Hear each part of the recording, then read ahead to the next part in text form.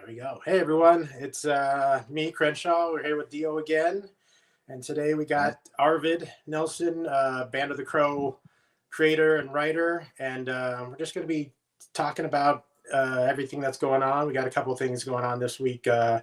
Arvid started his pre-launch, and Dio got some digital copies sent out of his issue 3. So we'll start with talking to Arvid though about his book and his pre-launch and how that's gone so far. So, anyways, hi. How you Good doing, job. Arvid? I'm great. How about you? Thanks for having me. Yeah, no problem. We're just trying to get guys on and you know connect with people and talk with people and get people who dig the indie comic scene to hear more voices and not just one of the things I like about the smaller indie comic scene is that we do get to connect. Like in the old days, people would write in, and Stan Lee would respond to them, and it made them feel Right. special. Right. And it's kind of like that. It's kind of cool to be able to connect to people who are creating some really really rad stuff. Yeah, it's a beautiful thing. It's a beautiful thing. Yeah. So you just was it yesterday, day before, launched your pre-launch for issue 2? Yeah, that's right. I think it was even on Monday. If I'm not, time flies. I think it was Monday. So yeah, pre-launch is live. That's right. That's right. How many gotten any signups yet? Yeah, we're doing great. We have like about God, I haven't even checked the Kickstarter page, but yeah, it's great. We've got about 50 signups or so. So it's wonderful. It's a beautiful thing. Yeah, I'm excited. Yeah, I signed up as soon as I saw the link go live, man. I'm excited to delve further. Oh, dude, of course, man. That first chapter was really fun, man. I'm excited to see what happens in the labyrinth and where this the story goes. So yeah, signed up right away, man. Yeah. Oh, that's great. There's I can't wait to show it to you. It's funny because like we're almost done with the production now too. So like I could offer you spoilers, but my lips are sealed. Please. Yeah. For sure. Yeah. There are some surprises. It's awesome. Yeah. If anyone's watching and now or later and you don't know what Band of the Crow is, be sure to I have it linked in the description of the video. I should have put it up there in the comments, but and check it out. It's a beautiful new magazine size fantasy. Are they all going to be the same size? That's right. Yeah, we're exploring pricing right now, but that was one of the things I have never liked. It's funny. I think American comics have the best size format of all the comics in the world, and I still don't like them. So, so that's it's one of the beautiful things about self-publishing. I've been publishing comics for a very long time. I know what I think is the optimal size for a comic book. So yeah, that's a long way of saying yes, they will be magazine size format because I think it's better. So yeah. Is everyone hearing the thumping that's happening above my head? I'm not. Are you okay? Yeah. Okay. Sounds good. I don't know. I might have a son upstairs deciding to dance all of a sudden. Oh God, that's so cute. Yeah. That's awesome. Yeah. But your packaging, everything that you did with that first issue was fantastic, dude. It was just so special to open it up and like I said in my little review, it felt like you were part of some sort of event, and that's. I really appreciate that. Thank you. I like fragrances. I like premium men's fragrances, exotic men's fragrances, and it's funny because they're not colognes. Like it's actually the amount of essential oils. Right. It's a cologne, just like an eau de toilette or an eau de perfume. So technically, I buy perfumes. So but at any rate, I love the packaging for like perfumes and like perfume bottles and like fragrances. So that's it's kind of a little passion of mine. Yeah. That's awesome. Yeah. So what's the plan for the, as you continue on, are you going to keep that sort of presentation up or move into more of just issues, to keep the price down and whatever? Because that first one priced super low. Yeah, that was a loss leader. Thank you. Yeah, I feel like people don't really understand. I wish more people had taken. I mean, it was great. We had a great response to the campaign. we cannot sell at that price ever again. But it was kind of, we also didn't publicize it very widely. It was kind of for people who are in the know. You got a great product, if I do say so myself, at a great price. You got it at below cost. So if you have it, hang on to it. We will not be selling those suckers at that price ever again. I 100% guarantee it. 100%. Yeah.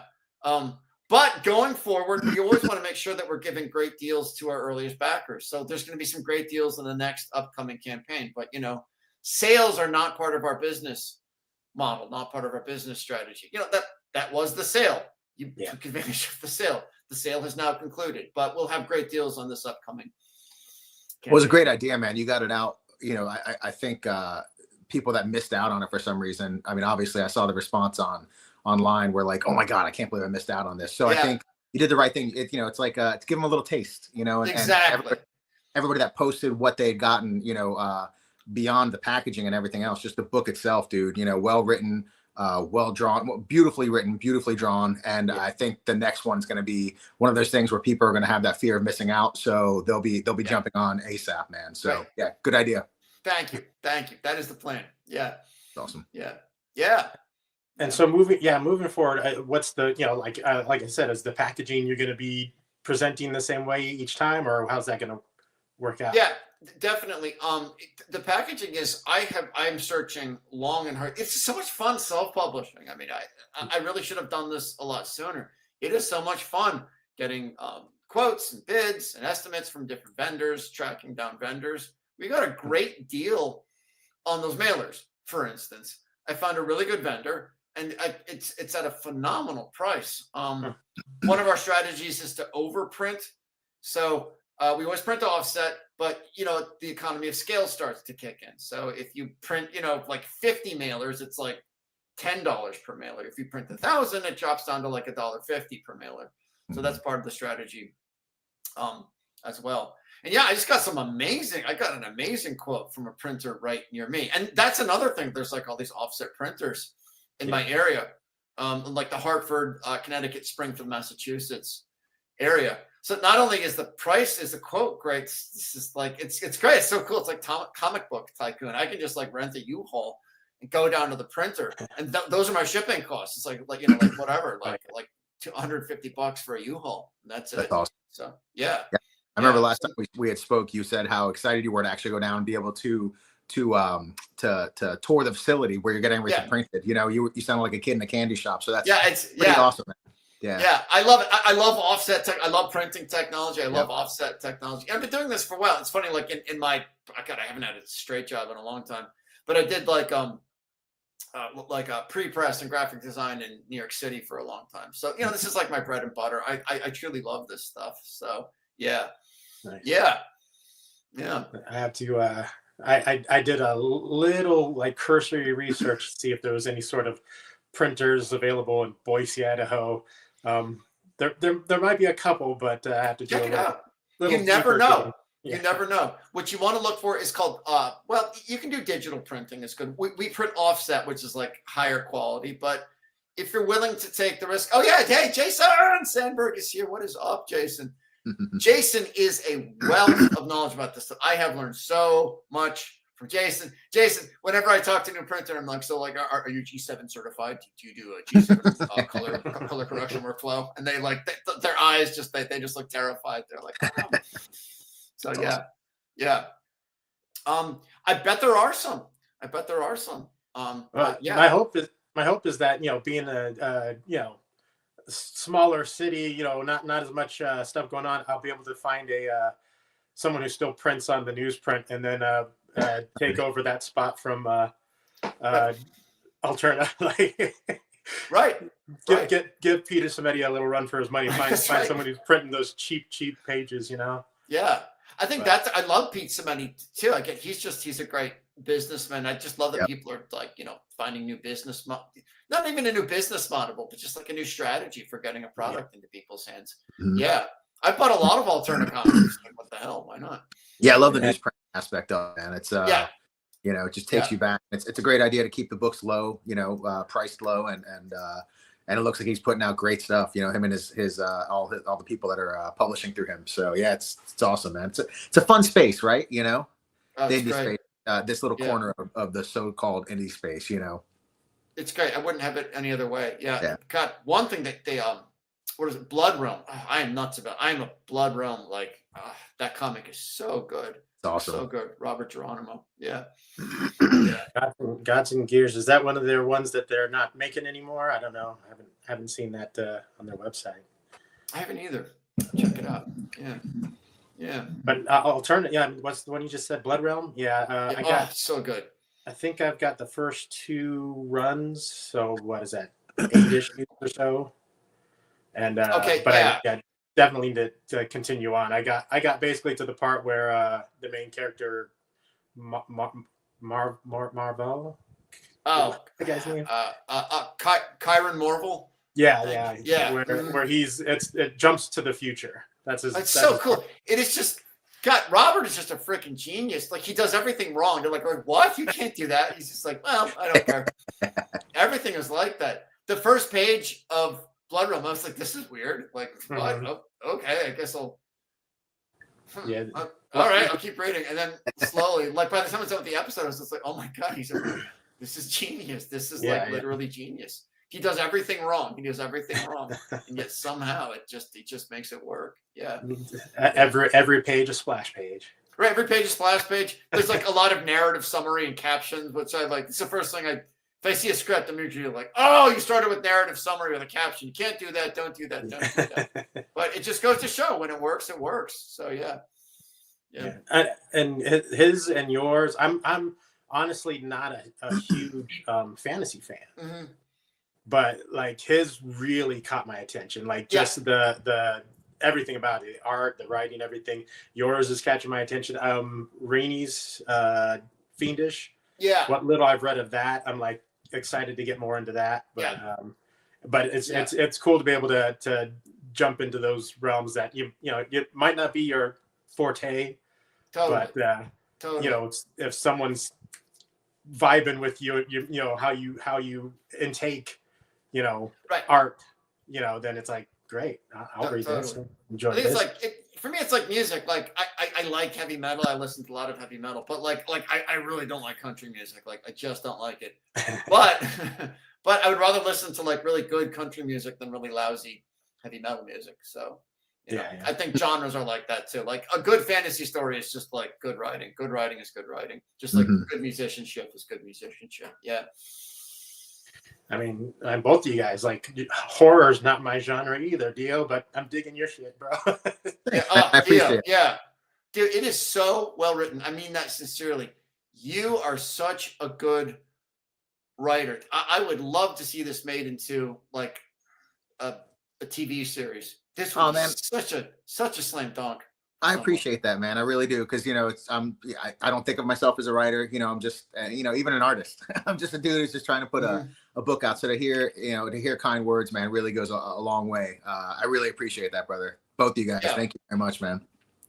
Much appreciated. Not much appreciated. Much. You're welcome. Thank you.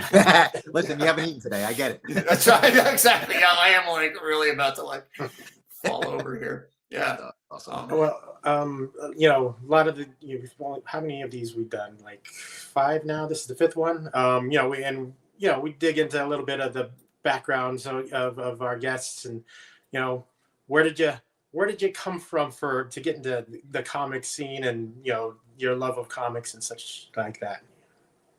Yeah, Dio, do you want to? Me? Shall I? Oh no, Arvid. Yeah, no, I know all Dios. Okay, you want to hear my evil origin story? Yeah, I was in a band in college. I was in a band, and I pretty much got kicked out of the band. So I was. It was very sad, actually. I'm still kind of traumatized by it. It's a bummer, man.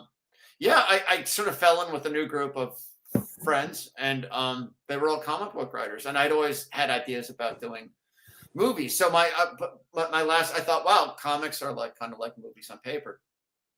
And so my last year of college, we applied to become an official student organization. And the college paid for our first comic. And it was just awesome. It was like my senior year of college. I was like freaking out. I didn't want to be a lawyer. I didn't want to be a doctor or a banker or anything. And there I was, which is beautiful. It was like spring in New England. I was up until like 3 a.m. every morning, just like figuring out how to use Illustrator and Photoshop and like drawing the pages and assembling things. And one of the guys, it's funny, I think I'm the only one still doing comics now. And I was the least committed at the time. But one of the guys was like, this doesn't have to stop. We don't have to stop here. We're graduating in a few weeks. We could all move to Brooklyn and start a comic book publishing company together. And I just thought, okay, let's do it. And the rest is history. Yeah. Any chance that college-made comic is anywhere floating around out there? Yeah, it kind of might be. It's called Vox Populi. Vox Populi. There's some Vox Populi. It probably is out there somewhere. We didn't, I think we printed like 1,000 copies, which is like 1,000 too many. But I'm enormously proud of it. It's funny. It's like a little piece of my life. And then that summer I went to the San Diego Comic Book Convention for the first time. So that was 1999, and I couldn't believe it. There's all these like artists just like wandering around like lost souls with like big. You could tell obviously because they had big like portfolio bags. So I don't know if you know that painting by Caravaggio of like I think it's Caravaggio of like Jesus calling out to Peter and it was like that. I was just like pointing to people with portfolio bags. You there? So yeah, we just like I saw these like amazing portfolios, and that's where I met the first artist for I had this like really kind of inchoate idea for a murder mystery set in Paris about Jesus. That was my big idea, but I met an artist in San Diego, and he really responded to the idea, and we just started working together and corresponding, and that was that. That's awesome. That was my first comic. Yeah. I'm hoping this coming, I guess towards the end of the year, to get to my first comic convention down in Salt Lake City. Oh, it's exciting. Yeah. Can you reveal any details? Well, I mean, just to go. I've never been to. To go to a convention. Yeah. Yeah. I've never lived anywhere near enough. Like Boise in the last couple of years has started to do a little one, but it's very little. It's like, well, no, maybe it's been about 5 years because the Red Power Ranger got arrested here in town for drunken disorder. Oh, conduct. Tough. Congratulations. Is there like a little plaque on the street corner? Yeah. Yeah, that was so far the highlight of the Boise's comic convention. Nice. But hopefully it gets bigger. But yeah, the one in Salt Lake's pretty good size, and I want to try to make it down there for the first time and just kind of get the experience. I've never had that experience. So. Yeah, I couldn't even tell you. The last time I was at a big comic book convention was like 2009. It's been a very, very long time since I was at a big convention. I mean, I have thoughts on conventions too. I'm not sure it's the best place to go to. It's funny. It's a comic book. Oh, I have a comic book. I should go to a comic book convention to promote my comic. I'm not sure it's the best way of promoting a comic. I think it's better just go, have fun. If you have a table, just look at it as like having fun. Yeah. 1 second. Hold on. Sure. Are you there, bro? Yeah. Come here. My son's knocking. Oh. Hey. Hi. Hey, what's going on? Nice to meet you. All right. You want to go All upstairs? right. Yeah, bye. Bye. Bye. Awesome. So out of all the kids in the household, he's the one who doesn't have the phone, so I can't send him a text. He doesn't. He's just like looking for me. So. Right. Oh yeah. Yeah. My daughter's here too. We may get invaded by my daughter too. So yeah. That's awesome.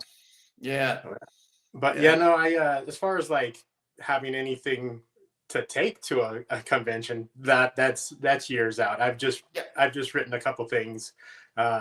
Dio's read them, and they're good, man. I can't wait I can't wait till you start finishing that one issue, man, or the second issue rather. Just see where that story goes, because it's really fun. It's a great idea too. Yeah, thanks. I've enjoyed it. Yeah, but X and I don't want too much. Yeah, the problem is like today or this morning I woke up out of a dream. I don't dream very often, like ever. I'm the kind of person who, if I fall asleep, my wife checks my breathing. Oh wow! Okay. Dead. Okay.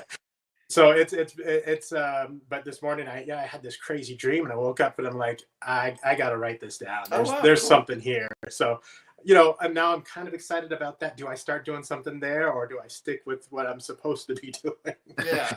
Yeah. I say go with the fire, baby. You know what I mean? Just like follow your whatever's. You know who's like that? Like Valve is like that. Apparently, it's like a legendary game company. They don't have assigned teams to projects. It's just this guy. It's actually kind of brutal. It sounds like, oh, hey, it's all hippy dippy, but it's not. They just like, if people start gravitating towards one project, the project takes off. If people start abandoning a project, the project gets abandoned. So that's awesome. Yeah. Valve's a great one, man. I'm still waiting for a Half-Life 3 or whatever else they put out. So yeah, Valve. Yeah, I know. Are they working on Half-Life 3? That's the legend for who knows how long, for decades. Okay. But when it releases, I'll definitely be there, man. That series was always near and dear to me, especially back in the day. It was so cool, that scene. Talk about great writing for video games too. It's funny, like there's a great scene where like the first half you're like, okay, I gotta contact the military, and then you finally do it. You're like, okay, and then they start shooting at you. The game doesn't explain it either. You're just like, wait, what? Yep. Wait, okay, no, and then you go, oh my god, that's one of my favorite gameplay twists of all time. 100%, especially when it came out. I mean, we were still, Doom and Quake and all those other guys where the big shooters didn't have a huge narrative it was just like push behind it. Exactly. Yeah, that game was amazing. Still amazing. I have to play through it one day again. Yeah. It's awesome. I was more of a gamer back in the day. My wife's starting to get into. She's probably upstairs right now playing Jedi Survivor. Oh, cool. Okay. Nice. But I haven't really played a lot since I don't know, like Grand Theft Auto, whatever the last one was. Oh, 5 maybe. 5, yeah. Mm-hmm. I played that for a bit and just kind of fell off. Partially because the PS4 broke. Oh, yeah. Rockstar games are like that for me. I find I can't really. They just feel kind of tedious, bland to me. Yeah, exactly. They feel bland or tedious or something. Like I can see a lot of effort went into making them, but I'm kind of like, every single one. I think the only one that I really gravitated towards and actually beat was Red Dead Redemption 2, which had a great ending. That was a great story. But the other ones, it's sort of just jump in, run somebody over, or do whatever, and then I'm tapped out. Yeah, it's right, exactly. Right. Like if I want to beat up hookers, I can do that in my own life. Like, I don't need you for that. What do I need you for, sir? That's awesome. Oh my god, it's too funny. And the channel gets struck. There we go. Okay. Opa. Channel struck. Another problem with gaming that I have is like I'm out here working a physical job. I don't want to come home and have to like build an axe, a fire, a house just to continue to do something else. Sometimes I just want to run, fight the bad guys, get to the next objective. My brother tried to get me into the Zelda game, and it's like, look, you can cook. I'm like, I don't want to cook. Bro, here's my issue with that game too. I don't know if you played it, Theo, but it's just like, I have this with all open world games. It's like the first 10 to 25% is great, but then the rest of the game is just like copy and paste. I'm just like, you get bored of, like you said, it becomes a chore. It's just like, and then like in Breath of the Wild, okay, you can get the food that's the heat resistant. You can get the potion that's heat resistant. You get the heat resistant armor. You just end up having like 4 or 5 different ways of doing exactly the same thing. It feels just like a lot of repetition and copy pasting. 100%. Yeah. You got someone getting offended over there, Dio? Not offended. It's funny. It's Jewel. Julie, want to say hi? I'll say hi. Jewel, say hi. She's a big Breath of the Wild, and I think she even has the Zelda shirt on right now. But nice. She's just doing her coloring stuff, just chilling. Hello. This is Jewel. It's Arvid and Crenshaw. Hello. Nice to meet you. Hi, how are you? Nice to meet you guys. But she's got her Zelda shirt on. What is it? Zelda milk shirt. The finest milk in Hyrule. That's what it is. Yeah. She's like, what are they talking about? Are they talking about Zelda over there? And I was like, uh-oh. Don't you disrespect me. Don't you disrespect Zelda. You're like, you talking disrespect it. You got to disrespect me. Exactly. Yeah. Exactly. She's like, wait a minute. I love that game. Yeah. Too funny. Yeah. Yeah, I did too. I found that the desert just got to be a little bit like you actually feel like you're in a desert. You're just like, Yeah, oh. you know, if they do make another one, because the game is pretty cool, I think just get rid of that whole like that rust aspect where everything breaks, and it's like, come on, guys, you know, like, Oh my god, I know. It's just like, yeah, it's insane. anymore. Too funny, man. Yeah, totally. Or you know what else drove me nuts about the game? When you like slip when you're raining, you're like trying to go, just like, yeah. Please don't do that to me. I know, right? You're like, I just want to climb, dude. Come on, bro. Right. Come on, like Lisa said, like, come on, my life is hard enough, man. Come on. Yeah, you want to escape them, you know? Right, exactly. One day they'll make a game that's just a dreary life, you know, simulation, and people will rave about it, and I'll be, I don't get it. I don't. Actually, my brother, it was like Call of Duty, or like it was one of these big. He was an Army Ranger. He was pretty intense guy. Like he caught the number 3 guy in Al Qaeda in Afghanistan. Anyway, yeah, your brother. My brother, yeah. Oh, that's awesome, man. Yeah. Not for the Al Qaeda guy. But Yeah, exactly. Not so for him, not so much. But you know, he had it coming. I think so. Tough guy. Hey. But he did some consulting for like Call of Duty or something like that. And he said, you know, like when there's an incoming RPG, you can't tell where it's coming from. Like you have the stereo noise so people can tell where it's coming from. And it's not like that. It's just like you're just like walking along and then there's an explosion. And they even said this to him. Yeah, okay, maybe that's more realistic, but that's just like from a gameplay perspective, it's just incredibly frustrating and not fun. So that's just an example of that, right? Like games should not, right? Like realism, like exactly. Yeah, you want escapism. Yeah, no, right. Yeah. Right, I want to be like slipping off of rocks and like, yeah. It's awesome. Yeah. Yeah. So, metal, huh? You're a metal fan. Yeah. How was that? Were you is the metal band that you were in back in college? No, you know, it wasn't. It's funny. It was partly my fault. I was sort of snobbish about heavy metal at the time. I was a very different person back then. I was a very different person. I was really into like hardcore and punk rock, and I thought if it's not that, then it's just not cool. It's not acceptable. It's bad. I mean, I'm ashamed of it. It was a very bad attitude, terrible attitude to have. So, you know, in a lot of ways, I understand why I was kicked out of the band. I think they made the right call. But yeah, I'll never. This is actually, I got into heavy metal right around the same time I started writing The Band of the Crow.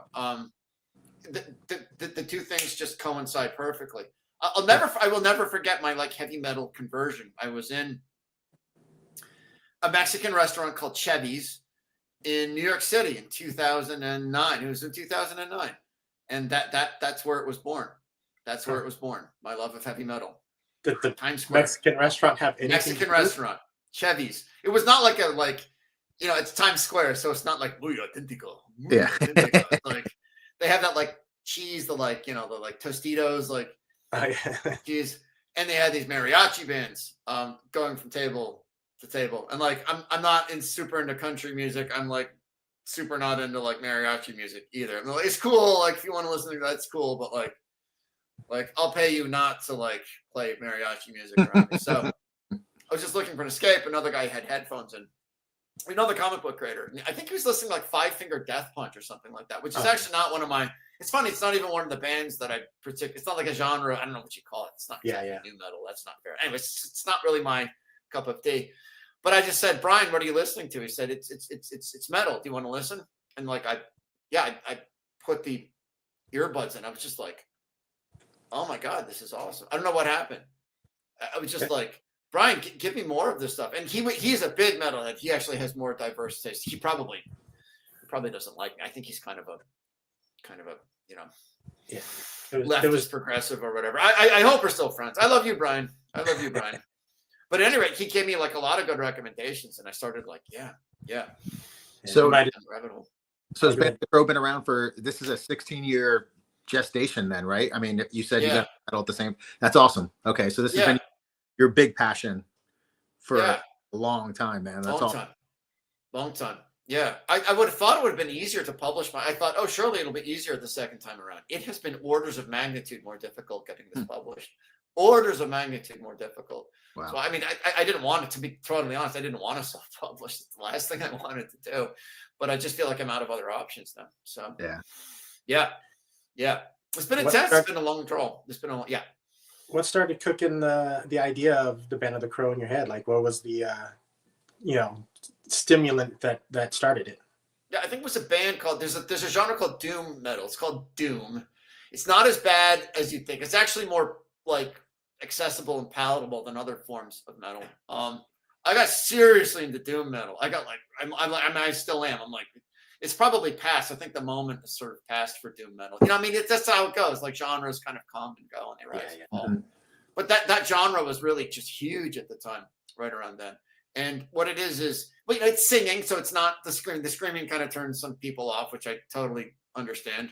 I mean, if anyone ever asked me to turn down my death metal, I'm like, yeah, I got it. I'm never like, wait, what? You don't want to listen to this?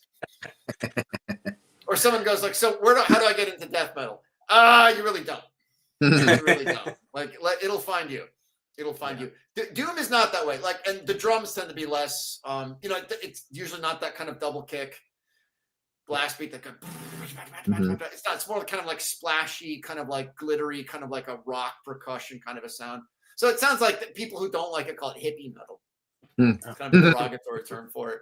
But yeah, listening to like bands like Sleep, The Sword. There's a band called Elder, actually from Massachusetts. Elder recorded their first album like in Williamsburg, Massachusetts, which is like a tiny, tiny hamlet. I can't even call it a town. It's like a tiny hamlet here. They recorded their first album there. So yeah, it was bands like that. And I really appreciated the kind of like, they kind of have this lo-fi aesthetic too. Like doom is just like a lot of metal is like I would even say this about Five Finger Death Punch. I mean, I admire the production. I think it's really, really good, but it starts to feel overproduced at some point for me, for my taste. It's one of the things I like about doom metal is that it's not overproduced. So that was kind of the inspiration for the story, kind of doing something a little bit less. I don't know. Like, I mean, you've read the first issue. It's not Game of Thrones. It's not like a huge, big. Hopefully it's an epic story, but we try to be a little bit more direct, a little bit more simple in how we present the story to people. So yeah. Well, it feels like it's starting off that way, but it feels like it does feel like it's going to get epic though. You know what I mean? Yeah. Like, you set a lot of stuff up in a short span of time. You set a lot of stuff up. So thank you. You know, it's definitely, it's the paths are there to expand and to see how wide this world gets, you know? So yeah, it definitely still feels like an epic, but accessible, you know, right off the bat, you know, the characters and you know who you're rooting for, you know, at least I hope you might know. Yeah, that's right. Yeah. That's a little bit iffy, which is cool too. So yeah, man, it's stoked. Oh, thank you. You know, I get tired also of just like everything is like morally gray and there's nothing like it's funny also like I love history, I love military history, but one thing that just it never ceases to amaze me is how unamazed I am by the Wars of the Roses in England. I just find it's just like, you know, it's Shakespeare's plays. I even find Shakespeare's plays to be like a little okay. Are you a Lancastrian or you're a Yorkist? Oh, okay. It's just like nothing is at stake really. I mean, I just like it has to be something more meaningful to me, in my opinion. I think that's a real problem with a lot of modern fantasy. It's all sort of like moral relativism, cultural relativism. These are all just horrible, depraved, evil, sick, twisted people just trying to protect their own interests. Life isn't like that. It's just life just isn't like that either. I mean, it's just yeah. Do you think that's because of the whole Game of Thrones boom? You know what I mean? Do you think that's where that mentality of telling a fantasy story has come from? You know what I mean? Just from the people just reading and watching, because I mean that's how those books are. If I would assume, I haven't read the books. Yeah, I can't get. I mean, God bless George R.R. Martin. I do not begrudge anybody their success. I could not get through the first Game of Thrones. I could not get through it. I thought it was like the language was really arch and pompous. I thought people were just like, it felt very discursive, meandering. I could not get into it. But you know where I think it comes from, Dio? Actually, I think it comes from, what's his name? Oh, God, what's his name? Jacques Derrida. I think it comes from deconstructionism. Okay. And that's, I can forgive. And Bad writing, fine. The characters aren't good. It's arch, it's prose, it's affected, whatever. I do it like I'm guilty as charged. I do that all the time too. The thing that I dislike most about Game of Thrones is that I don't think it's a fantasy story. I think it's a deconstruction of a fantasy story. Right. It's deconstructionism. Right. Which is, to me, it's just always an inferior choice. It's always an inferior choice. It's not fantasy. It's the negation of fantasy. Right. Actually. Yeah. So that's what I think it's about. Yeah. Taking the elements that are supposed to lift our souls into something different and just bringing them down to our level. Right. Going like, oh, right, exactly. You with your pathetic little bourgeois values. Well, here I'm just going to like drop my pants and take a big crap all over them. Oh, did I hurt your feelings? Oh, I'm sorry. It's just like, geez, and that's happened with the superheroes as well, in the past, 10, 15 years. And I think it's working for it, Right. But like by the 1990s, postmodern, it's funny, postmodernism is just like, it's not infallible. I think postmodernists look at postmodernism as being some kind of like philosophia ultima. This is ultimate truth. This is it. We've arrived. And it's not true. I think postmodernism has been pretty much fulsomely discredited as far as I'm concerned. And it's just, even if it is true, it's gotten like, even since the 1990s, it's gotten stale and boring and all. But it is a hall of mirrors. I think I will give it credit for that. It definitely grabs a hold of people and doesn't let them go. I think that there's been a real problem in popular culture ever since the 1990s. So yeah. And the people who are still holding on with death grips to it, sadly, are still in charge of a lot of stuff going on. And people are you watch the new Superman trailer, and people are, ooh, it's hopeful. We want the hopeful thing going on, and everyone wants it. But are we gonna get it? No, I guarantee not. Right. Look at the people. Look at the people making it. Look at the people making it. They are all arch postmodernists, and I think this is part of the danger of it. It's like it's like a crutch or something like that. Like, because it allows you to avoid really taking a risk. You don't actually have to risk anything if you're being smug and snide and cynical and constantly doing air quotes. Superman's a hero. Oh, he's a hero. Oh, America. Oh, America the beautiful. It's just like, it's just so wearisome. But it's nice in that you can be glib and sophisticated. You don't actually have to risk anything of yourself. So, but I think this is a problem for people. If you invest yourself too much in postmodernism, you get to a place where you don't really know who you are anymore. And if you do try to risk something of yourself, you just like you're just too afraid, or it's just not even too afraid. It's just like it's almost like your soul becomes so atrophied that like you couldn't even do it even if you wanted to. Yeah. Reminds me of that. I don't remember if it was a Saturday Night Live skit where the guy kept answering every question sarcastically. Oh, really? Right. The person's like, "Are you being sarcastic?" Because I don't know anymore. Right. Exactly. Right. Sort of like. And there's the moment of honesty. Like, that would be the most honest thing that they could say, that they don't know who they are anymore. Yeah. Do you think, with the new Superman and the Fantastic Four trailer that just came out, they're brighter, they seem to be, a little more happy in their presentation? Do you think that's, here's the thing about philosophical views is that they can be snuck in anywhere. Yes, exactly right. Yes, so, exactly right. It might seem like it's hopeful and happy, but, is it just a facade, Right. But it is catering to what people want, which is the happy, which is the hopeful. Right. We'll see. My prediction, we'll see what happens. But like you said, something can appear to be very bright and joyous and happy and innocent, and in fact, it is not. Yeah. So, in fact, that's postmodernism right there. That's one of the core tenets of postmodernism. Jean Baudrillard's simulations, hyperreality, et cetera. It's funny, of the postmodernists, he's the one I like because he's the only postmodernist who isn't gleeful about it. This is like sadistic glee with like Foucault or with Jacques Derrida. His real name was Jackie, by the way. Isn't that funny? That's His actual birth name was Jackie Derrida. Jackie Derrida. awesome. Yeah. And anyway, I like Jean Baudrillard is sort of like one of the late postmodernists. He's one of the only ones that sort of goes like, okay, but this isn't good though. This is bad. This is really, really, really bad. Yeah. So of all of them, he's the one I like the most. He is a postmodernist, but he's not so much critical of postmodernism, but he's critical of the effects that he thinks is going to have. I think, and his predictions have, largely borne out as far as I'm concerned. So is it good? I've been hurt before. I mean, I hope, it's the triumph of hope over experience, I guess. We'll see what happens. We'll see what happens with the new Fantastic Four, with the new Superman. Yeah. I'm as with a lot of most everything nowadays, movie wise, I'm optimistic but hesitant. We'll see.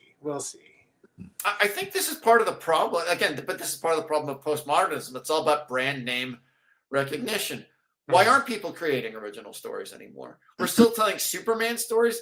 They're rebooting Superman again. It's very postmodernist. I feel like it's almost like this is how I feel about Lord of the Rings. This is just my personal opinion. I love Lord of the Rings. I have very personal feelings about it, but I just think the idea of doing Lord of the Rings live action, like you've already failed. You've already failed.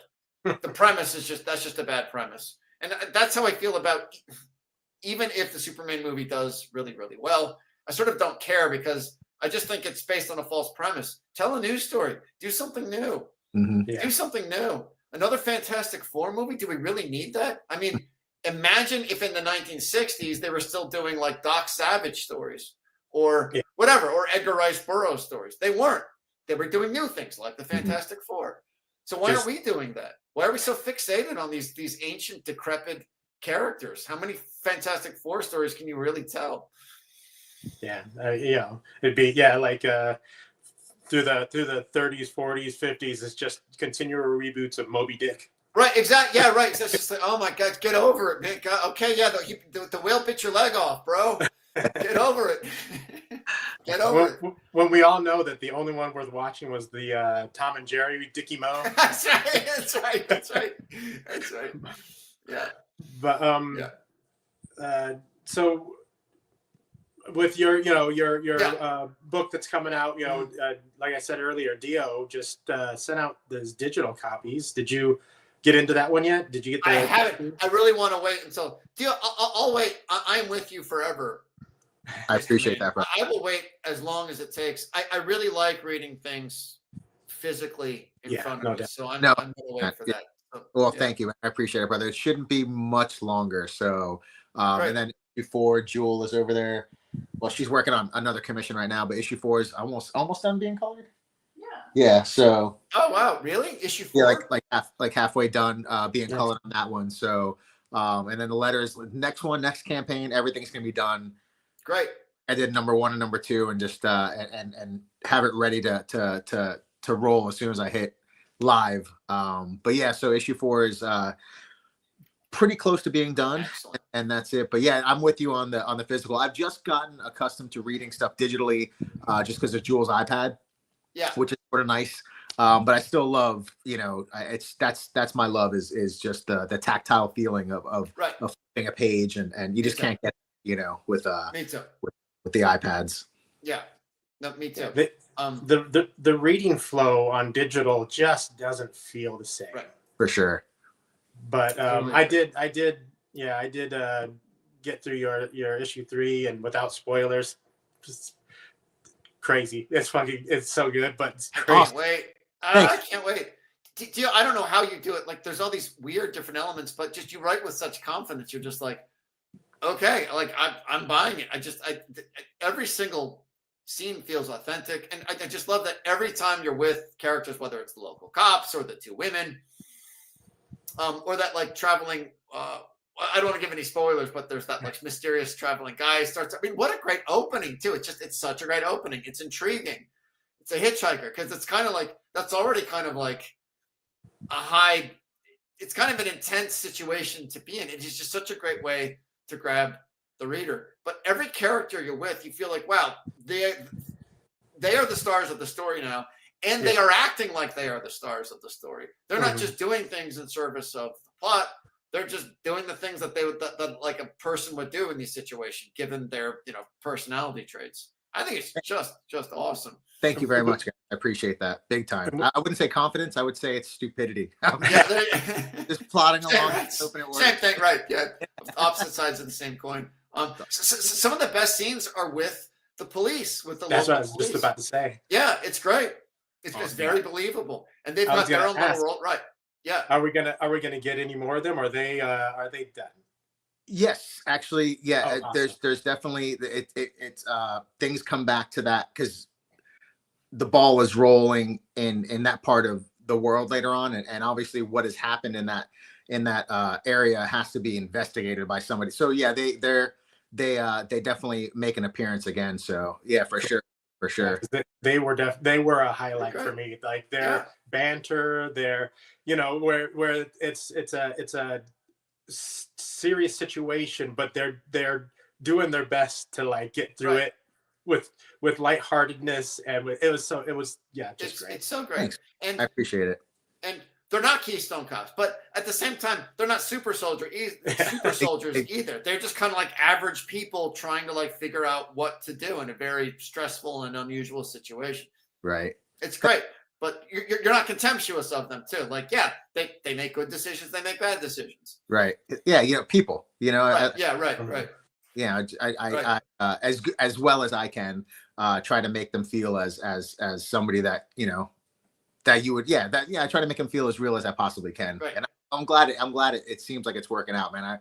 I appreciate it, guys. Thank you. Yeah. I was just rereading I just kind of like, am I crazy? Is it really?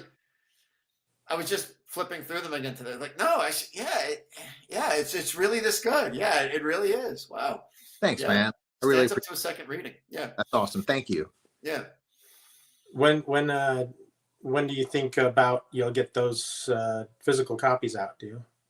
So I'm hoping to get something headed this way by at least the middle of this month, and able to because the way I work with my crowdfunding is I always put in some of my money too, just so I can get a bigger print run. I mean, right, very smart. That's the whole thing. I want to have something that I can at least sell later on as well.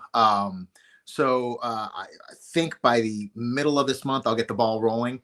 Latest by the end of this month, and then it'll be 4 to 5 weeks printing time, and then I'll be shipping them out as soon as I get them in the door, like I did with issue 1 and issue 2. Because issue 1 and issue 2, I think I ran the campaign for a month, got the books in within probably like a month after that, and I shipped them out as fast as possible. So the turnaround was great, but I just feel so bad that this one just luck of the draw, man. It's a little later than I intended, and it sucks. It's the only reason I sent the PDFs out, because I've been sitting on the finished book now for at least a couple months, and I just I wanted to get it out there. But I would say probably about a month and a half, maybe 2 months. Great. Fingers crossed that they'll be in people's hands. So I complain a lot, and like I'm like a bottomless well of self-pity for myself, but like it's just, you've been going through a lot lately. You bear it well. You're very you're very Greek, very stoic, very Greek.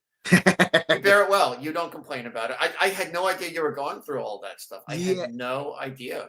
Yeah, I try to I mean, it's like I said, people out there have it way worse than I do. And I got a great unit around me, my lady and my girls.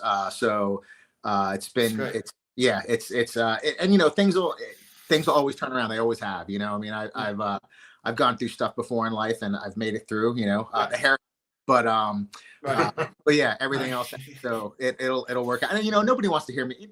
I don't know how you guys feel about this stuff, but like online, I know people are going through stuff, and that's great, but I necessarily don't want to hear it, and I'm sure nobody else wants to hear my BS. So it's like, I think it's not a good idea. People do outrage marketing, they do conflict marketing, and I think sometimes people also, not everybody, but some people also do like pathos marketing. Yes. I don't think it's a good idea. It's so funny. I'm like doing marketing stuff now, like stay focused on the customer. What's good for them? What's in it for them? Focus on the value and the benefit to them. Like, exactly.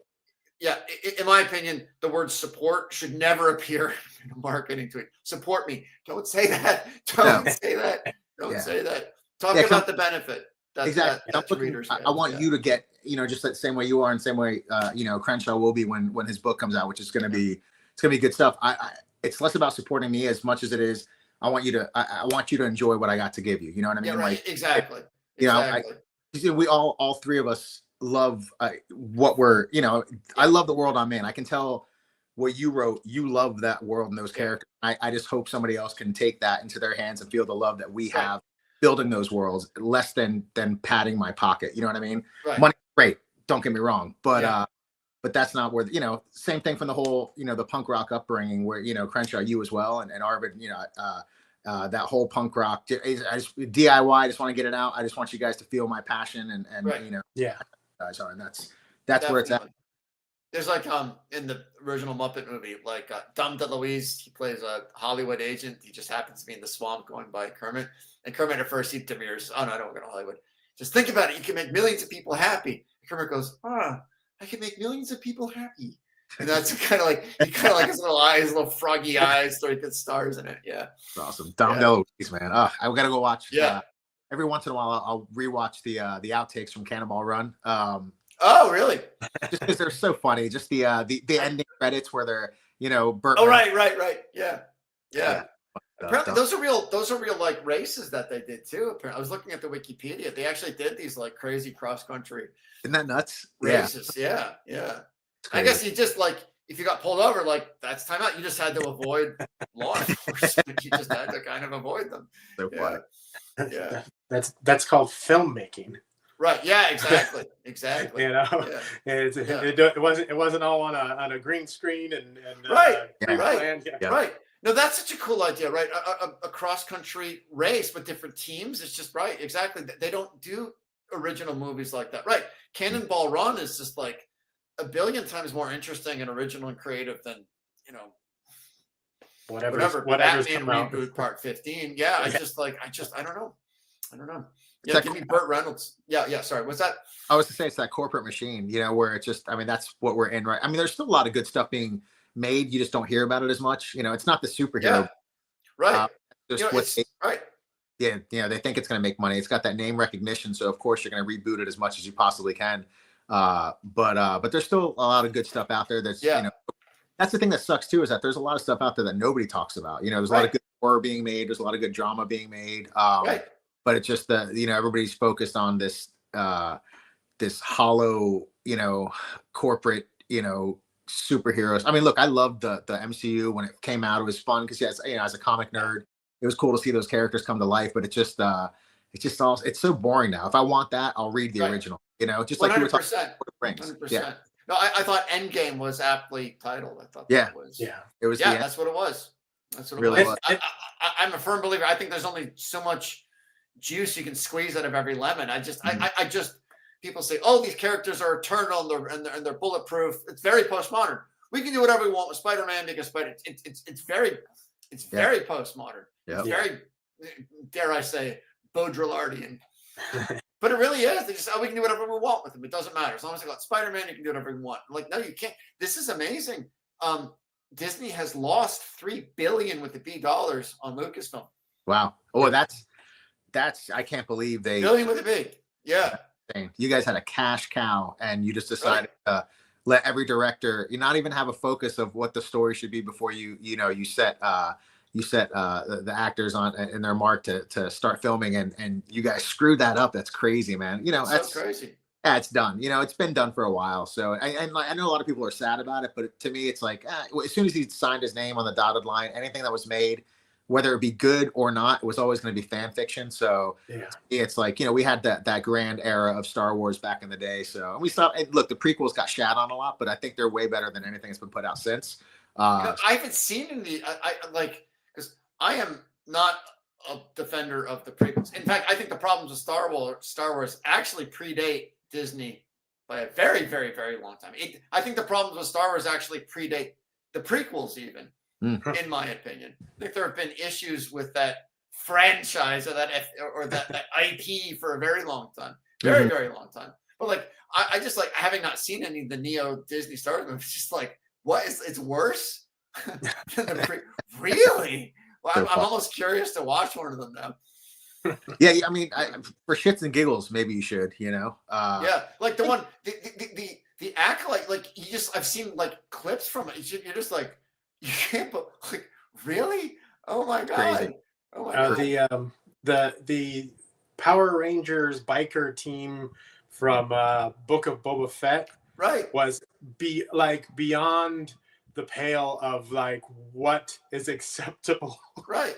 for this universe. It's so bizarre. And then of course they say with regards to the acolyte, you know, people say that there are lesbian space witches, and then of course people come back and say, "Oh, that's ridiculous," or "Oh, that's just a conspiracy theory," or whatever. And then you look at the plot and go like, "No, I'm pretty sure there are lesbian space witches in here." Yeah, I think that's 100% accurate and fair. It's just like the dishonesty, you know, it's the dishonesty, the dishonesty of it too. It's just, it is so disingenuous. Yeah. Yeah. It's also funny, that whole marketing thing that people do nowadays, where if you don't like it, don't watch it. But then when it fails, people are like, why didn't you watch this stuff? Right. Well, Exactly. What do you want, dude? You right, know, it's right. I always get the feeling every time they make one of those statements, there's like a comma, Arvid in all caps. There's no room for hate in Star Wars. Arvid. so funny. God, racism and big. There's no place in the Star Wars universe. Arvid. We will not tolerate hatred in our fandom. Arvid. Oh, okay, all right, okay. Yeah, that's what you want. You want your entertainment talking down to you. Right, you know? exactly. Exactly. It's supposed to be made for everybody, which right. is all encompassing. Right. You know, right. It's that outrage marketing again, right? And when they say it's inclusive, of course, I mean the opposite, right? When they say there was this sort of notorious comics company, what were they called? I don't know what they're called. Oh my god, Lions Forge or something like that. Because I got out of comics and like again, I didn't want to be publishing comics. I got back in like 2016, like right before the election. I was just like, because it's bad in book publishing. It's bad everywhere, but like I could not believe how bad things were in comics. I was just like, oh my god. Yeah. There was this company, Lions Forge, I think. Anyways, their tagline was "Comics for everyone." Mm. Of course, translation is "Comics for nobody." For nobody, comics for nobody. Yeah. Which is what it was. They folded up. Well, you know, it's funny. All that stuff was inclusive because people of all walks of life. I know. They got. I know. Isn't it nice? It kind of gives you hope. I'm always surprised that, like, I don't know, this, like, I'll see someone like on YouTube or whatever, just like, oh god, this person, but it's just like, oh my god, they're like, they feel exactly the way I do. Like, it truly doesn't matter. Like, it's funny. I'm amazed at how, like, you know, I don't know, like, diverse the resistance is to the whole thing. Like, we truly are a diverse. Yeah, it turns out the unifying factor for most people is we just want good stuff. Right. Yeah, exactly. Yeah. It's hard to watch. It's hard to watch or enjoy anything when the finger is right in your face. I know. Right. Pointing at critical drinker with the message. The message. Yeah. Mm-hmm. So just to go back to what was the where do you think Star Wars started failing? In my opinion. Yeah. In my opinion, it really started with, and this is just personal, different people at different like touch points for when they checked out. But for me, I first started falling out of love with Star Wars with this series of novels called Heir to the Empire, which was written in the early 90s. And I remember, a lot like Game of Thrones, actually very similar to Game of Thrones. I went into these novels with the best intentions. I went in like primed to love them. I could not stand them. I thought that they were awful. I thought that they were just awful and really destructive to everything that made Star Wars great. So in my opinion, and this is also what surprised me, just how much my opinions diverge with everything else, because they were huge. I mean, they were monster best. I don't think people understood how much people loved Star Wars at the time. I mean, I still do, but I don't think that corporate media understood how much pent up love there was for Star Wars after Return of the Jedi. It just kept growing and growing and growing. And I think that those novels were really the recipients of that love. But yeah, I just you could have knocked me over with a feather, because I seem to be the only person in the world who didn't like those novels. So yeah, that's where I would put it. Yeah. Interesting. I don't know. Oh, sorry, what's that? Well, I mean, I was just gonna say, like, I remember when all that hit, the Timothy Zahn books, the comics, the video game. What was that one? Shadow of the Empire. No, that Star Wars video game with the. He was a very Han Solo type character. Oh, Kyle Katarn. What was it? Oh, Dark Forces. Dark Troopers. Dark Force. Dark Forces. Yeah, and all that was kind of popped up at the same time. Yes. The, Tales from the Cantina, Right. all that stuff, and I was like, I dug those. Like, I got into them a lot, Yeah. And I mean, after a while, it was too much. Yeah. 100% too much. It's funny because with regards to Dark Forces, I was so burned out on first-person shooters at that point. I was just like really burned out. And again, it's just like this just doesn't feel like Star Wars. It just doesn't feel like Star Wars. I didn't like the idea. I thought it was just like a dumb idea. Like there were these animals that hunted with the Force, and then there was this prey species that could project this like anti-force bubble where there was no force could penetrate into it. Just like that doesn't work that way. Like you can't like it's like it's like shutting off the Higgs field or something like that. Like you just can't do it. It's like it permeates the it permeates the universe. It's not like it became scientific and it became scientific in my opinion. Yeah. Interesting. Yeah. I don't know how many people I've ever met that didn't like the Timothy Zahn books and kind of fell off at that point. Yeah. It was, but but I remember thinking, okay, good, okay, we got the prequels coming out. It's gonna be awesome. George Lucas is back in the driver's seat. Here, okay, awesome. I was there opening night for Phantom Menace. It honestly felt like I had been like violated in a funny way. I hated it so much. I hated Phantom Menace. That's how I felt about the prequels after they came out as well. But then I sort of have I wouldn't say I guess a love for them. Not a love. I enjoy them just because where everything else went afterwards. But yeah, they're not great flicks, dude. Any, they're very, especially since they used all of that digital stuff. Nothing feels real. When they're talking to each other, they're not talking to anything. It just feels very dry. But for me, the original trilogy, that's where it's at. You know, I mean, just that's my childhood, not my childhood where I'm like, ooh, they ruined it. Like, I don't care if you ruin anything. It doesn't do anything to my childhood. You know what I mean? I think it's important to remember that nothing can take away from how great those first three movies are. I mean, there are people out there who say, like, you can see it in Jedi too. You can see some of the incipient problems. I think Return of the Jedi is a brilliant movie for all of its, despite some of its flaws. And I think the flaws are clearer in hindsight now that we know where everything went. But it's such a beautiful, I mean, I think it is such a beautiful end cap for the trilogy, because the first movie ends, it's like it's a big military award ceremony. You know, that's Luke, and they're all there, and they get the medals. But it's just such a beautiful ending. It is so low key. It's very doom metal, actually. It's a very doom metal ending, if I do say so myself. It's so beautiful. They're just having a little like barbecue with the Ewoks, and they're just kind of sitting around a fire. And you see Obi-Wan and Yoda and Luke's father, and they're all there smiling at them. And then just it's the surface beautiful. It's beautiful ending. Yeah. It's the as opposed to the we've saved everything, and it's the family. They're with their family. Yeah, right. They're Exactly. with their friends. They're enjoying its history. It's all the things that truly are important. Just right there. Exactly. It's very intimate, like you said. It's very familial. It's very intimate. It's just it's very casual.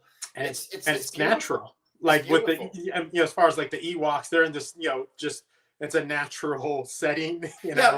Right. In a world of cold, dead machines, they end up in an alive environment. Right. It's such a beautiful ending, and what a beautiful setting for the final showdown too. It's not like. I was watching this movie, The Northman. It was just like, of course, it's just like the final scene. There's this like excruciating, like slow motion battle in this lava field, and everything's like hellish and lava. It's just like, it's so on the nose and it's so mannered, and it's just like, oh my God. Right. It's such a beautiful place to have this final conflict happen in this beautiful kind of like redwood forest. It's just such a beautiful, unexpected setting for it. Yeah. Yeah, I haven't seen The Northman, but it looked like it borrowed heavily from Milius's Conan, or no? It looked like it follows. In my opinion, it didn't. Man, that movie, oh God, that's one of my favorite movies. Conan. Yeah. Oh God, it's one of my favorite movies. I'm telling Jewel because I want her to get to watch it. I'm like, it's more of a love story than I mean, I think it's so beautiful. Hey, oh my dude, God. Yeah. such a Hey, great. Dio. Yeah. Guess what? You have not seen that either. It's so good. That soundtrack. Like I defy you to not deadlift while listening to that soundtrack. Oh, you just like. Oh yeah, fellow Greek man, Polydorus, John Polydorus. Yeah, that's right. Yeah, Basil Polydorus. My cousin's John Polydorus. My bad. Oh, no kidding. Okay. That is one of my favorite soundtracks. Like seriously, before I lift, I listen to that album like before lifting. Like every time I go lifting, I put that on first. There's a band I used to love. I don't know if you ever heard of Quicksand. Oh yeah, sure. Love Quicksand. So they got back together in like the mid 2000s, really? And for every show, they actually put a couple of new albums out. Really? They're pretty good. But Slip and Manic Compression and those albums are just amazing. But before they'd come on stage, they'd play Basil Polydorus's Conan theme, and it was sick. But oh wow, yeah, I think I've seen Quicksand once, if I'm not mistaken. That's awesome, dude. Yeah, one of my man. Yeah, because Walter Schriffels from Youth of Today and Gorilla Biscuits went on to do. He also did what was Rival Schools too.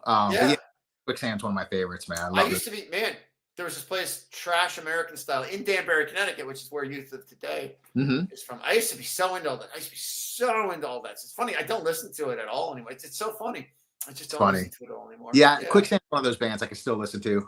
There's still a lot of punk stuff I do, but Quicksand for me, just Manic Compression and Slip were just two great albums, and I love those albums. I was wanting to. Yeah. Oh, sorry. I was good. Actually, Dio had mentioned that previously that he loves Quicksand. My brother bought some tickets to the Refused show that's coming to Boise, and for him and his wife. His wife, I don't know why he assumed his wife would want to go see the Refused. Yeah. But he's like, hey, you want to come? I was like, yeah, of course. And I looked it up. It's Refused in Quicksand. Yeah. Wow, dude, really? Oh, that's amazing. Yeah. I've seen Refused like 3 or 4 times, and they are from Sweden, so I like them very much. We are going to write a song about revolution from Sweden. I do listen to Refused. I have them on my workout kind of mixes too. Yeah. I remember. Yeah, I saw Refused in New Haven, Connecticut. They were the opening act too for like Snapcase, I think. And they just doing a new tour too. I love Snapcase. Wow. Yeah, it's so funny all that stuff. I remember emo back when it meant something very different. Yes. Oh, it was way different. Yeah. For sure. Yeah, and it was really into another. Yeah. Anyway, what was the emo that you're thinking of? Where did it go wrong? How would you describe it, Dio? How would you? Just meant something different back then. It was. I mean, even bands like Sunny Day Real Estate were more considered emo. That's right. Back in the day, more than where it took that turn. Which I don't. Look, some of that stuff, it wasn't necessarily my cup of tea. The newer stuff, like 2000. I know. It's so funny. It's not so new anymore. It's so dated. Surprise. Yeah. What's that one band that guy was something? Rites of Passage. Rites of what were they called? Rites of Spring. Yeah, it's just Rites of Spring. Yeah, exactly. Yeah, I mean that's it was a different thing than what, because it seemed like emo, that when people associate emo, it's like that whole look. You know what I mean? As opposed to like the type. Here's how I would. Pardon me. Here's how I would describe it. It's like the doom metal of hardcore, basically. It's a little more rock oriented. It's a little less acerbic. It's a little more, they're singing. It's just palatable. Exactly. Yeah, it's funny, man. Yeah. I don't know. My thing with just about anything, comics, music, movies, I always come in late. Yeah, I know. Me too. Yeah. So it's like, and part of it's because, I'm so, what's the word I'm looking for? I'm so against the popular thing that even when something's unpopular in the unpopular crowd, I'm not gonna get to it when everyone's listening to it. Yeah. I'll wait until it's fallen off and then I'll start. You know. Yeah, totally. So a lot of the stuff, you know, like emo, the punk rock, you know, I came, you know, comics. I came to stuff later. You know, and so I still feel like I'm on the periphery of a lot of the stuff that I love. Like my wife, you know, I'll be talking to my wife and she'll say, yeah, you just know so much about comics. You're just a comic nerd. And I'm like, I'm a tourist compared to some people in the comic industry. You know, you listen to like John Boo on John's Long Box, and the guy's like reciting page and verse like people do with Bible study, you know. And he is amazing. And I'm just like I'm out of my league there, you know. And you know, it's the same thing with music a lot of times where people start talking about punk rock, and I'm like, okay, I know. I've dipped I've maybe gotten up into my mid shin into the waters, but so a lot of times I'm mentally taking notes like, oh, I gotta listen to them, I gotta look that up, you know. But Tia, would you say, Crunch, Conan, the first one? Yes, the second one. Yeah, it's funny. It's funny because the second one is probably more like quote unquote faithful to like the stories, the actual Robert E. Howard stories, in my opinion. Right. In some ways.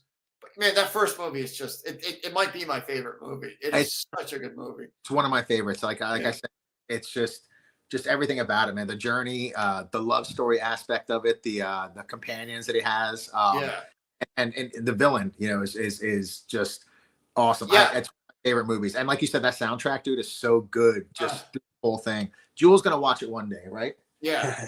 The Temple of Set, that beautiful kind of dreamy droning music. Yep. It's like you almost feel like they're all like eating lotus root in the temple. You have this feeling like you're kind of lulled into this. It's just awesome, like caper. It's great. There's like there's like a long wordless caper movie. Great though, dude. And just the music is just so great, and they're like sneaking around and So here's the deal, Arvid. I don't know if you've watched in these other streams we've done. Yeah. There's a lot of movies I haven't seen. Okay, yeah. A lot of movies I haven't seen. I'm gonna watch Conan, but when you're on again, we're gonna get you on again. Whenever we can work it out, and then the weekend or the day before, or whatever, the week before, I will watch Conan and then we'll discuss it. Well, let's do it.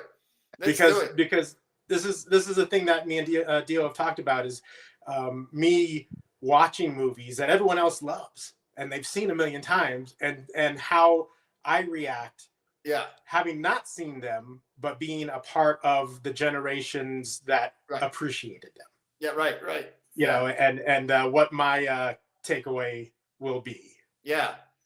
Oh, cool. So, that sounds great. Man, I've seen that movie so many times. It never gets old. No, it just never gets old. Same here. So good.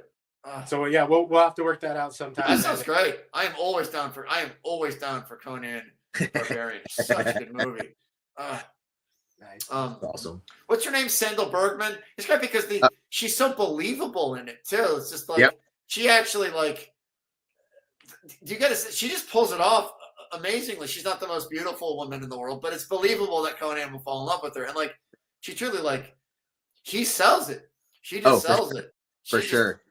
Yeah, and you feel that, just without saying anything. That's just one of my all-time favorites. Yeah. Like I try to describe. I'm like, to me, it's like it's an awesome love story. No, it is. It's a great love story. The friendship between Subutai and Conan too. There's just great chemistry between all the actors. Like, you don't really question it. Subutai and Conan just sort of like fall in together. They're great. They're these like great like bickering friends. They have this very great sort of like macho kind of bickering friendship with this very deep loyalty to each other. Totally. And I love the subdued like magic in it. You know what I mean? I still not so fantastical. It's just that movie just hits for me so hard, man. I love it. Such a good. James Earl Jones, like you said, wow, he just steals every single scene that he's in. He is so good. And Crenshaw, you got some. They're gonna love it. I just, you know what? I just tracked down recently the Siskel and Ebert review from back from 1982 or whatever. I'm like, Yeah. oh, they're gonna trash it because they're freaking snobs or whatever. They didn't. They were sort of Oh, like, really? yeah, this movie is freaking great. You gotta go see it. I'm just Oh, that's like, awesome. yeah, right. I Nice. know. Thank you. That's so cool, man. Yeah. Yeah, John Milius, man. I don't know if John you ever Milius. the documentary on him. It's great, dude. Just No, I haven't. I haven't. yeah, it's a really good one to check out. I think it might be on Amazon still. But it's Okay. yeah, just thought that's a wild man, dude. Yeah, what a maverick that guy was. Yeah. A Hollywood system. Yeah. Apparently, the story is, who was it? Dino De Laurentiis said, John, if Conan is successful, I will present you with a golden sword. Yes. Gift. So he came to John Milius came into Dino De Laurentiis' office, says it was a hit. So give me your sword. So Dino De Laurentiis said, here's your sword up your ass. There's your golden sword. Now get the F out of here. Oh, that's so funny, man. Yeah. I just added that to my ever expanding list of movies. Oh, nice. I'm telling you, put it at the top. For sure. Yeah, I did so far. Let's see that I've added to the list: Conan, Nice. Dawn of the Dead, Oh yeah. Return of the Dead, They're Dead all good. Alive, Yeah. Heaven's Gate. Oh, I'd be interested. Heaven's Gate is well. You know about the story of Heaven's Gate, Dio? Heaven's No. Gate? Oh, okay. Crenshaw, do you know the story of Heaven's Gate? No. Was it Stephen Barone? Might have been the one to mention it. Okay. But I don't. Yeah, I don't remember exactly what he was saying it was about.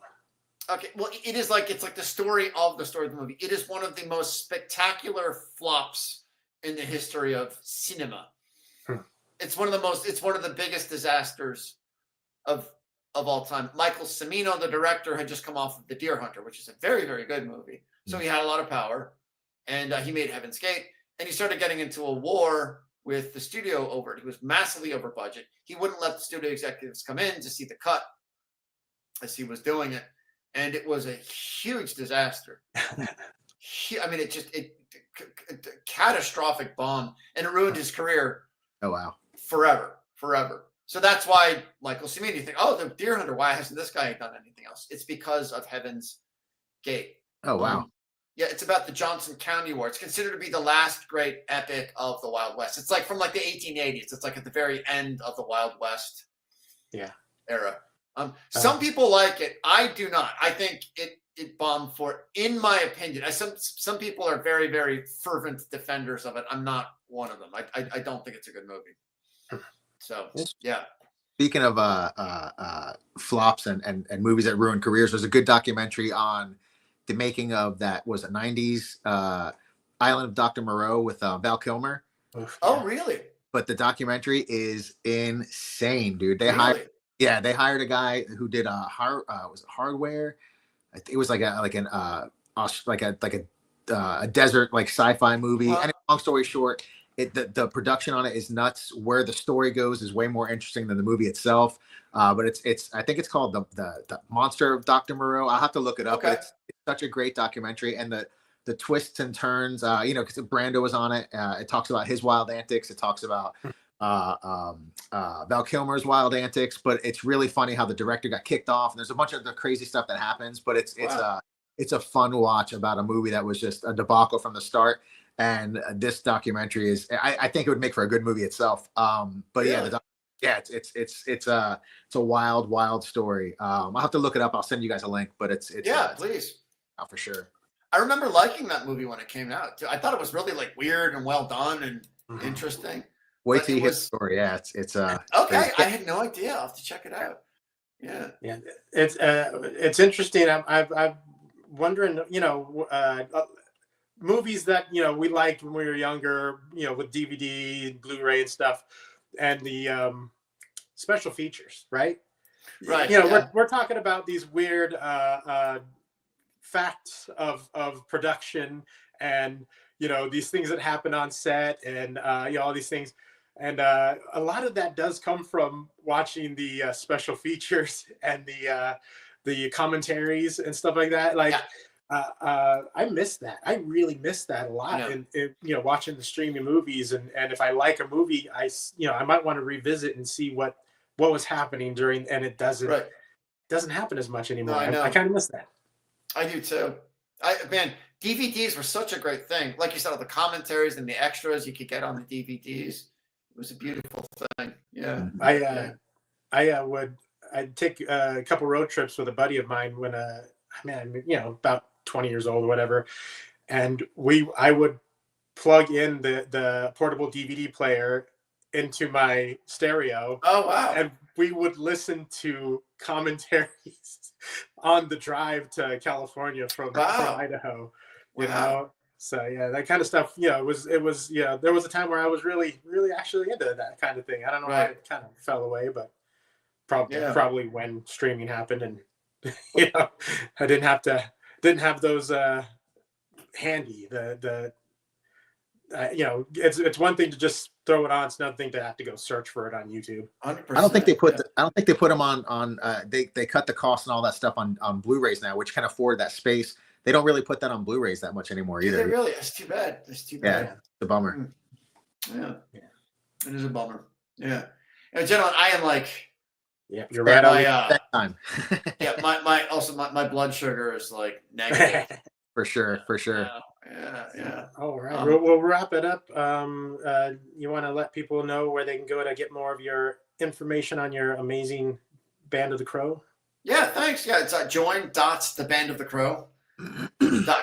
That is our pre-launch page. And you follow me on Twitter. I'm getting more and more active on Facebook also, which is nice. Facebook is like a little less, I don't know, intense than Twitter. There's a lot of like, Dio, you and I have talked about it. It gets a little unfriendly. Yes.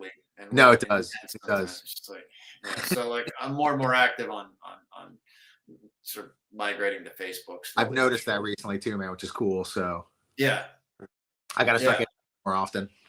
Yeah. Get on there as well. Mm-hmm. Also, your artist, amazing, like beautiful. The buildings, the architecture, the backgrounds, just fantastic. Where is he at? Where can people find his stuff? Yeah, his name is Oren. His real name is Maksani Arif. He lives in Malaysia, actually. I am so lucky. I think I wake up and go to bed thanking God for him every day. Like I really do. He is so outrageously talented, and he just has enormous integrity. Also, he has similar opinions. I think we probably all share the same opinion about where things are and where they should be with regards to the the sort of political environment. He's a lot of integrity too. I'm so lucky to have him. His pen name is Oren.